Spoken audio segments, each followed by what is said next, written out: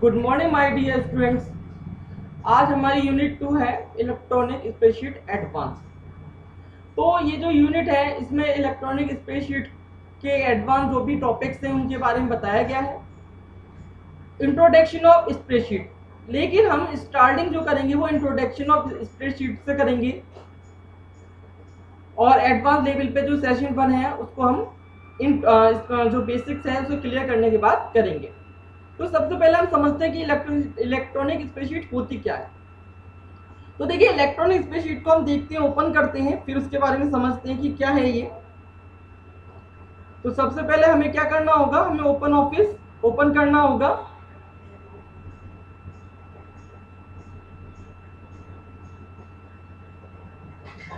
Spreadsheet को open करना होगा हमें,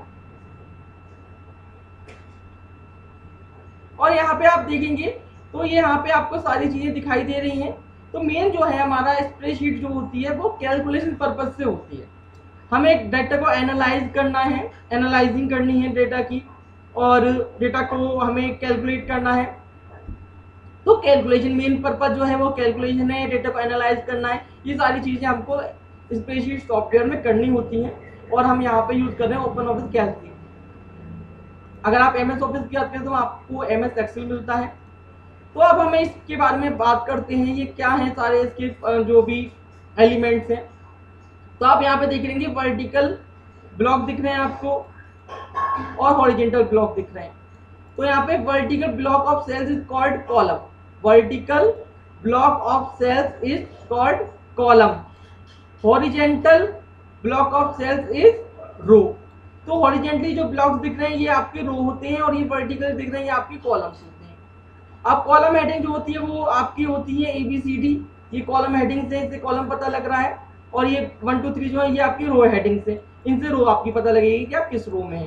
तो जो भी हमें काम करना होता है वो इसके बेस पे ही हमें काम करना होता है। अगर हमें रो और कॉलम की पहचान नहीं होगी तो हम अपने काम को नहीं कर पाएंगे। तो आप जब कभी भी आप किसी भी एक्टिव सेल में होते हैं तो उसका एड्रेस आपको यहाँ पे नेम बॉक्स में दिखाई देता है।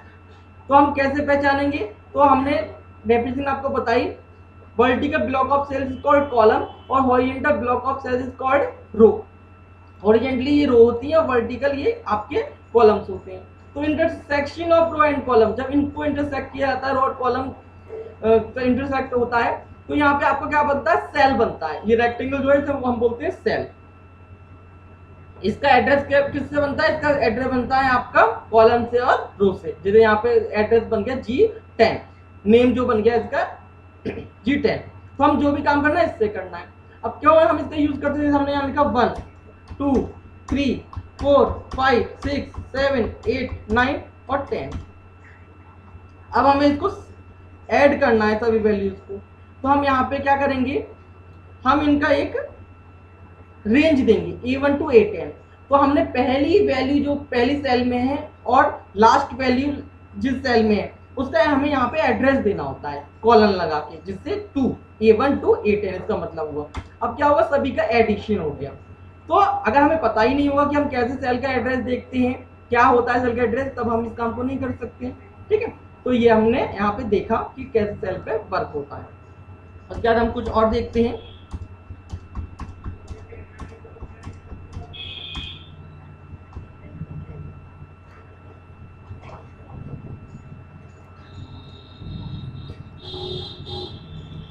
और यहाँ पे हम इसको और इसको मल्टीप्लाई कर देते हैं। अब यहाँ पे कुछ चीज और हम देखते हैं, यहाँ सेल का रेफरेंस होता है रेफरेंस एड्रेस। जैसे हमने यहाँ 1 और 9 को किया, तो यहाँ A1 मल्टीप्लाई B1, फिर यहाँ पे A2 मल्टीप्लाई B2। यहाँ पे आप देखेंगे ऑटोमेटिकली ये आपके फंक्शन के साथ, यहाँ पे जब आप फॉर्मूला आपका हो गया, जब आप नेक्स्ट सेल में आएंगे तो ऑटोमेटिकली सेल के एड्रेस चेंज हो रहे हैं। तो हम इसको बोलते हैं रिलेटिव रेफरेंस। क्या बोलते हैं हम इसे, रिलेटिव रेफरेंस। जब हम कांस्टेंट कर देते हैं किसी सेल को तो हम उसको बोलते हैं एब्सोल्यूट रेफरेंस, जहाँ पे वो चेंज नहीं होती। अब जैसे A7 है तो यहाँ भी A7 आएगा, यहाँ भी A7, यहाँ भी A7। ठीक है, तो आपको कांस्टेंट कर देते हैं तो उसको बोलते हैं एब्सोल्यूट रेफरेंस। रिलेटिव रेफरेंस क्या होता है, जो आपका यहाँ पे एक्सेल में क्या बेनिफिट है, वो ये है फॉर्मूला एक बार लगाना है आपको और वो सभी रो पे अप्लाई हो जाएगा।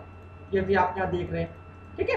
तो ये आपका रिलेटिव रेफरेंस की हेल्प से होता है, इसलिए हमें सेल का एड्रेस बहुत पता होना बहुत जरूरी है।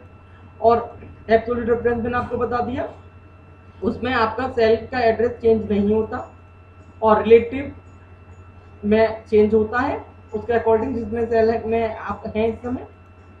और मिक्स में इन दोनों का कॉम्बिनेशन होता है, उसे बोलते हैं मिक्स रेफरेंस, ठीक है। तो आपको मैंने सम फंक्शन होता है, ऐसी एवरेज भी होता है यहाँ पे, ठीक है। ये आपका एवरेज हो गया। आप क्या करेंगे, यहाँ पे एवरेज निकाल सकते हैं, ये एवरेज आपको निकल के आ गया। आप मिन और मैक्सिमम वैल्यू भी निकाल सकते हैं रेंज के अंदर, मिनिमम मैक्सिमम कौन सी सबसे बड़ी है कौन सी छोटी है, ये हमने इससे निकाला। तो बहुत सारे फंक्शन हैं, आपको इन सबको ट्राई करना है। उसके बाद हम अपना गोल एंड सीक और सिनेरियो पे आएंगे।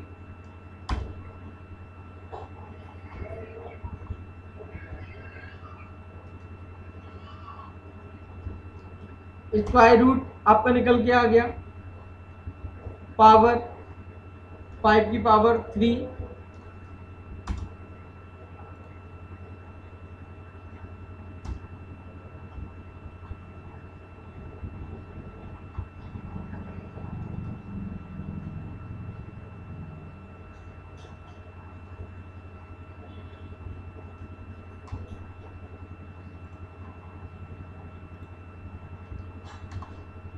तो यहाँ पे आपको पावर 3 सेमीकोलन 2 लिखना है, कॉमा नहीं लगाना, पावर 3 सेमीकोलन 2। एक बात ध्यान रखिएगा, जब आप MS एक्सेल यूज करें तो वहाँ आपको कॉमा लगाना होता है। तो पावर 3 सेमीकोलन 2, तब आपका 3 की पावर 2 आएगा। और मैं यहाँ पे कर दूँ, मैं यहाँ पे फॉर्मूला बार से भी इसे चेंज कर सकता हूँ, 5 की पावर 2 और 5 की पावर 3 कर देता हूँ। तो आप ध्यान रखेंगे कि पावर में आपको यहाँ पे सेमीकोलन के बाद पहले नंबर देना होता है, फिर सेमीकोलन, उसके बाद आपको उसकी पावर बतानी होती है। और MS एक्सेल अगर आप यूज करेंगे तो वहाँ आपको कॉमा लगाना होता है, इसलिए अभी एरर दिया था, मैंने कॉमा लगाया था, एरर दिया था उसमें, ठीक है। अब आपका स्क्वायर रूट है SQRT, इसमें आपको वैल्यू लिखनी होती है, इसका अंडर रूट निकालना है। अब इसका 6 आ गया, लेकिन आप कोई ऐसी वैल्यू लेंगे जिसका फुल अंडर रूट ना निकले तो उसमें आपको पॉइंट में वैल्यू आएगी। तो इस तरीके से आप यूज कर सकते हैं। फैक्ट फंक्शन होता है एक फैक्टोरियल के लिए, 5 का फैक्टोरियल 120, या आप 11 12 में पढ़ेंगे मैथ में। और यहाँ पे आपका टुडे फंक्शन होता है, और जिसमें आपको करेंट डेट दिखाई देगी, नाउ,